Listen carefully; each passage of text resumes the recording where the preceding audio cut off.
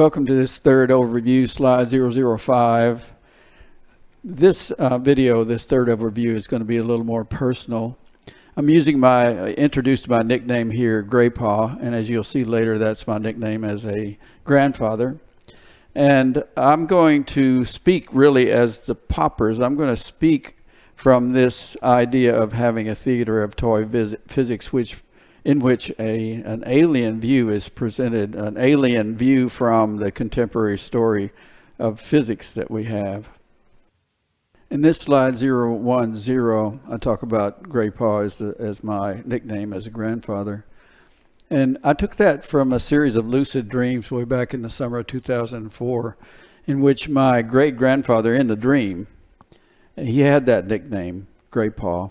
And he cajoled me into asking myself 4 questions that have guided this work. And later we'll see those 4 questions. In slide 015, you see where this overview number 2 ended, where the previous one ended, and this one will pick up. And you see below a foundational book that is not fantasy, that's a toy physics book. And in the top, it supports the theater of toy physics, which is a future fantasy that's planned.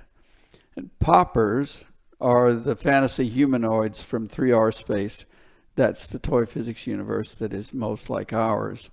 3R space exhibits behavior that's aligned with behavior observed in our universe in modern physics.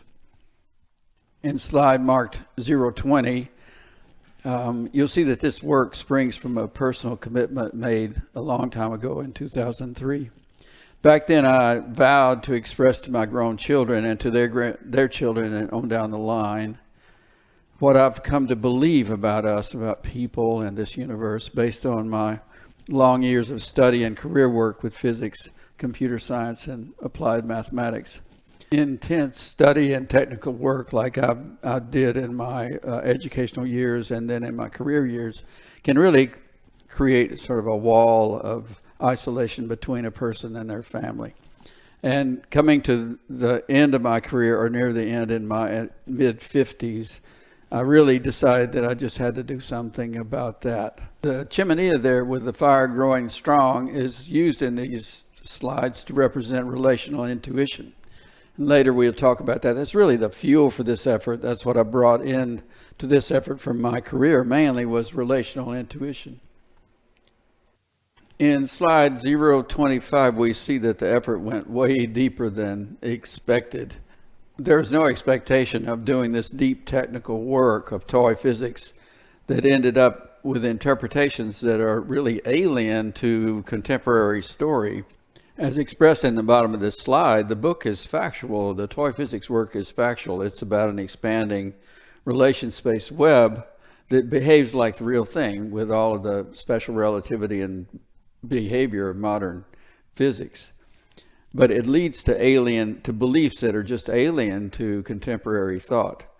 So this video traces out how that happened, how it came to the point of Graypaw being a popper, how I came to those alien beliefs based on the geometric interpretations of toy physics.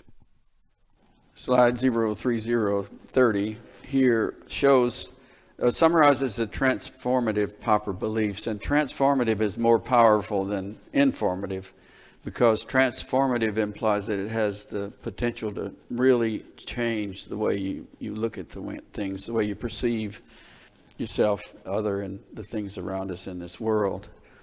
There are 3 listed there, so we'll take them one at a time. It looks pretty busy, but let's just take them one at a time. The first one is that our universe is a web-like container. It's called a relation space. It's a container of participants joined in collective behavior. That's a little different from our inherited concept that our world is made of parts in composition. It's more accurate to think of them as participants joined in collective behavior, and we'll see that through this video.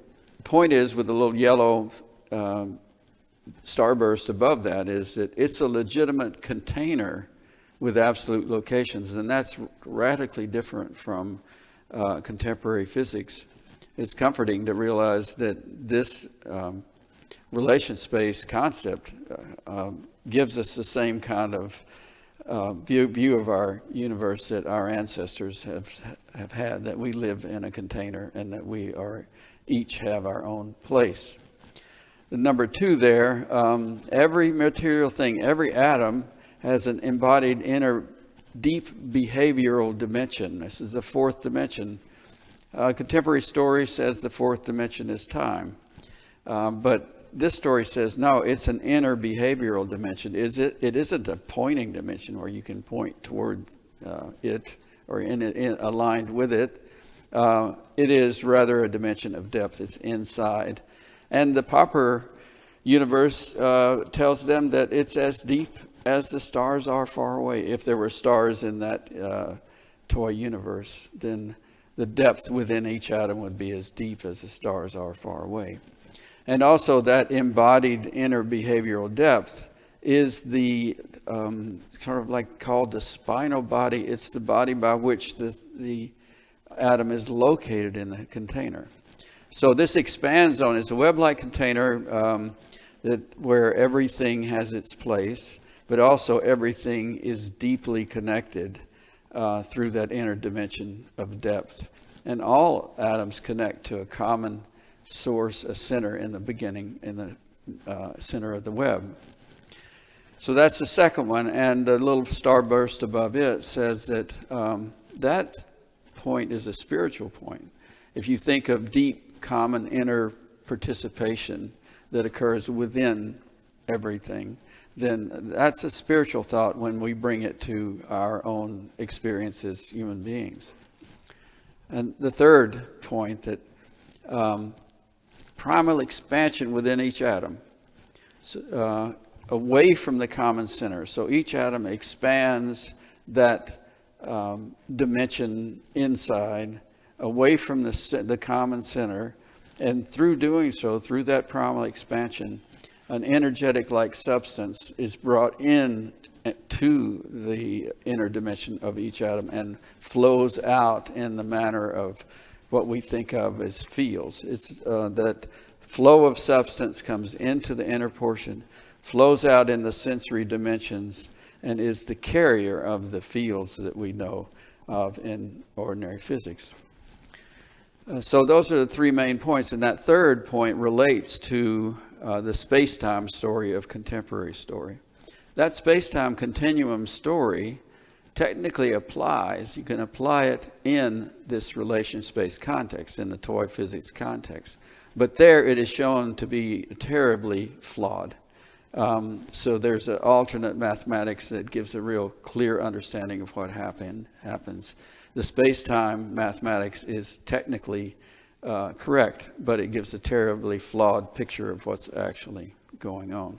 So that's a summary of what we're going to lay out. We're going to lay out a path for getting to this point where we have these 3 main transformative beliefs that come out of the mathematics of toy physics. And now in slide 035, we get to the beginning of the story of how this gets there. In the beginning of the fall of 2004, there was a huge shift of service mission that I experienced from out there to in here.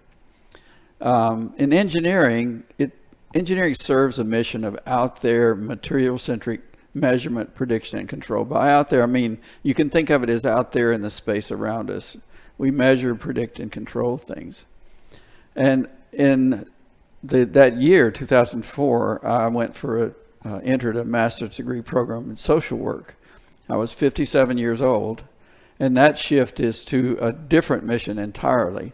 That mission is an in-here mission, behavior-centric, and it's more about people and their sensation, perception, and choice mechanisms.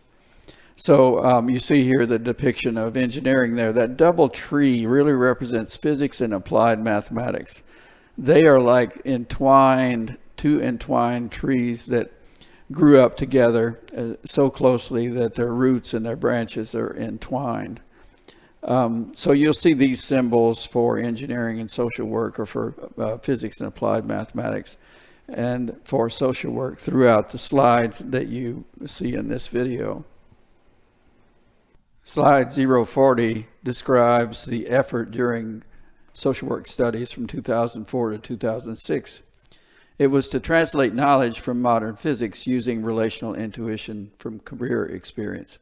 And the translation was from that out there material-centric need with language that supports reliable methods for measurement, prediction, and control. That's the engineering mission with its own language.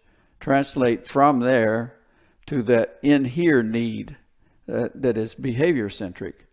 And behavior-centric need in that yellow bubble you see is considered to be a vital spiritual need.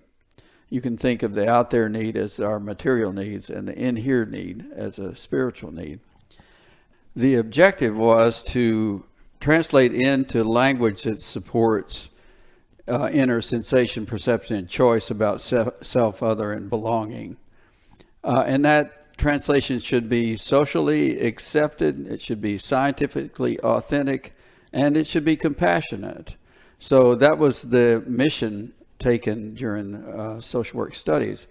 Back then, there was no intention to question the mathematics of modern physics. There was no intention to go into the mathematics like we ended up actually doing later. In slide 45, we see what was carried reluctantly into social work studies from that career in applied mathematics and engineering. So we see those twin trees there, entwined story trees. That's the way I think of them, physics and applied mathematics. Up in the branches, you have all of these stories, and down in the roots, you have the conceptual foundations. And those are entwined between mathematics and physics. Well, up in the branches, we have mathematics, and specifically for me, that means geometry of mathematical spaces. I was ended up being a tenured professor at the University of Toronto, and that was my specialty. Physics up in the branches is about equations that mimic properties and behavior of material. That can be also classified for me as vector space geometry. Not that we'll get into that, but that's a label. And down in the roots of math and physics, we have sets composed of elements. That's the basic bottom level beginning story of math. And in physics, it's objects composed of parts. And for me, my experience with down in the roots was with relational mathematics. But I used relational mathematics in industry, applying that to industrial behavior. And from that industrial experience, which was over 14 years or so using relational mathematics applied to industrial operations, I gained a certain relational intuition. Didn't quite realize that until much later, but looking back on how this all happened, that was the case. I gained relational intuition from my mathematical experience and from using that in an industrial setting with real down-to-earth equipment running and organizations producing materials. I like this slide 050. It depicts the life during the social work years. And it wasn't all study. There was a lot of creative work going on there, a lot of fun. If you look to the left and you see that relation space part where it says way back then, those are wooden words, and you'll see those come up in this work. But that idea of a space of relations was in my head way back before going into social work. And there you see that burning chimenea there. That's the relational intuition symbol. That was burning during then, and I was busy doing lots of work with wood. You can see there on the left was an arch made in an apartment, and the little part on the top is a stand that held one of the stands. There were two of them that held the arch. And a crib for my first grandchild, and it's been used for all of the grandchildren. And on the right, you see what's called the birdhouse. It was a meditation hut built in the mountains, built in Louisiana and taken up to the mountains of Colorado. And that was the center of this work. That birdhouse was the center of this work. from those early years all through 2019. So there was a lot of good times during the social work years. Here's another busy looking slide in slide 055.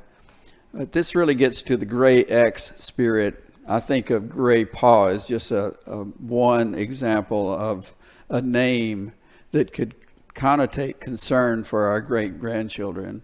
And that spirit was alive during MSW studies, Master of Social Work Studies. This slide gives the 4 guiding questions that came up during that summer of 2004. But what I want to do first is just go through the pictures. The pictures below, at the bottom of this slide, are really just family pictures, and it emphasizes that this work is in support of family, generational storytelling. So this is a story that I'm trying to tell down the generations in my family and for all generations that come after us. The top pictures come really from the first introductory overview. That spinner, you'll recall, has 3 nodes. One of them is physicality, another one is spirituality, and the third one is reality. So, those things spin into a blur in our daily lives. The 3 little guys trying to pull a triangle together represent the effort to try to pull that stories of physicality from their measurement, prediction, and control mission, try to pull that over into the mission of sensation, perception, and choice so that it comes together with spiritual story. We have our little guy with a telescope and a graduation cap trying to see into the future. And the picture on the right with the triangle that's come together just emphasizes that we're trying to embrace what is good here. We're trying to bring story of physicality together with story of spirituality into something that is healthy and good for the children that come after us. So now if we look at the 4 questions, these are those 4 guiding questions that came in that lucid dream. Let's look at the 4th one that has a little yellow blur there that emphasizes number 4. That was the strangest question. Has anyone ever seen a thing? And that really ties to relational intuition, as we'll see, because the answer to that that is in my heart is no. No one has ever or will ever see a single thing. No, everything is relational. Everything is about joining. So, and we'll see more about that in a minute. The 3 questions are these, and these were in that lucid dream where my gray paw, this character within me, had me ask these questions. The first one is, what kind of place is this that we're immersed in? What is this universe? What kind of place is it? And the second one is, what are we making of what the great minds of science have said? It doesn't ask, what did the great minds of science say? It asks, what are we making of what they said? And then the third question is a similar question about the great minds of spirit. What are we making of what the great minds of spirit have said? And those 4 questions have guided this work since the very beginning. As slide 060 shows, translation seemed really easy and natural during those 2 social work years. It followed a emperor has no clothes kind of observational story. And it was demonstrated in a children's story. The idea was to try to translate into a story that was clear enough to tell a child at bedtime. So it was a translation from knowledge in those story trees of measurement, prediction, and control, and translated over into a common sense relevant story unleashed from that language. And it utilized relational intuition. So it translated from a social need that was out there, measurement, prediction, and control, to the social need that is in here, sensation, perception, and choice. In slide 065, you see how that story was named. Emily's relatives, but it was pronounced relatives. So it was playing on the idea of relation. And in the story, Grandpa revealed to Emily a relational family secret. So the story was about the universe and about joining, about the fact that things join together. In the story, the atom was thought of as or told to Emily as an example of something that thought it was oneliness, and the universe was something that it thought was onlyness, and so forth. The story was about loneliness and about self-other and belonging, about a feeling of not belonging. And it was about family, Emily, Sarah, Ben, and Grandpa. I took this independent studies course, which was Social Work 7905. I took it in the final semester to write up that translation story and to defend the translation work as far as its social work relevance, and to demonstrate it with that story. So you see the title at the bottom. I actually recorded the story with an MP3 file, and it's a pretty good story even today. I have a word copy of the report to that course, but that's not so good. It's flawed, and that's a whole part of the story of why this kept going after social work, why this effort didn't stop there. There's one of my wooden words that I like to make. You see in slide 07070, the word relation, and there's no visual effects in that. That's a straight up picture. It's all about joining. Relation is all about joining. The mathematical relation is about symbols or numbers joined in Cartesian composition. Now, it doesn't matter if you are interested in that or not. Symbols and numbers are joined in composition. That's a mathematical relation, and every equation expresses a mathematical relation. So the equation of physics are mathematical relations. Relational intuition is something different.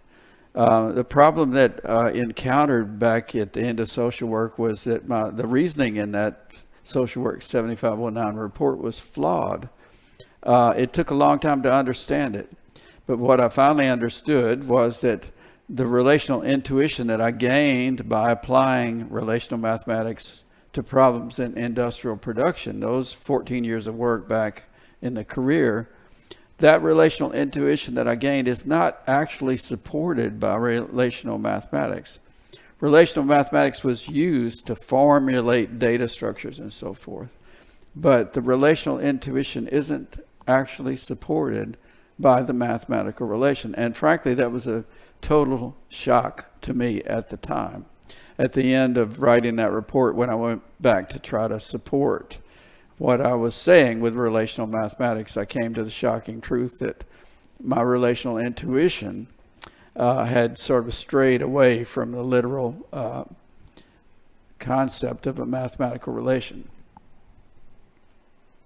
Looking over slide 75, I want to kind of give a description now of what happened at the end of social work. It led to dissonance at the time.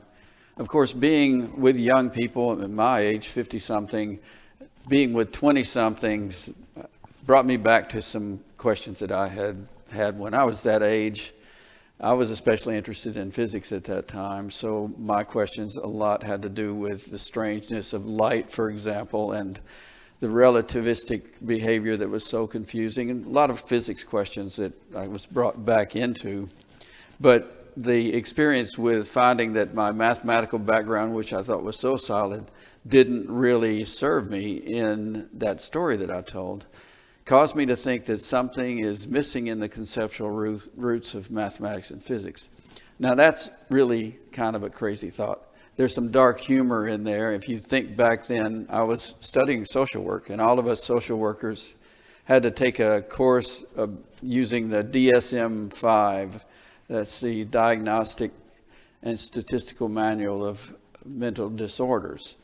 The fact is that if I had come to any counselor at that time and said that because of my trouble supporting this story that I was telling about Emily's relatives, that because of that, I thought something was missing in the conceptual roots of mathematics and physics, any counselor in their right mind would have given me that diagnosis.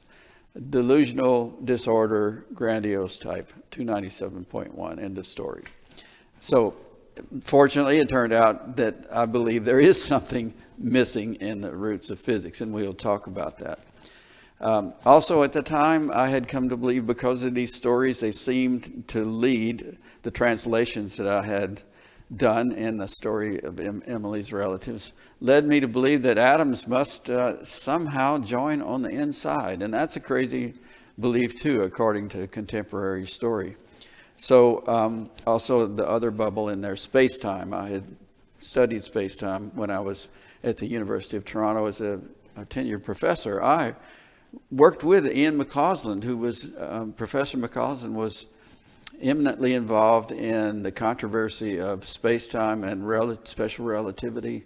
And I had talked to him about that, tried to understand it, couldn't understand it. So all of these things created the situation where I realized I had to do more foundational work to get to a point of feeling like I was on solid ground.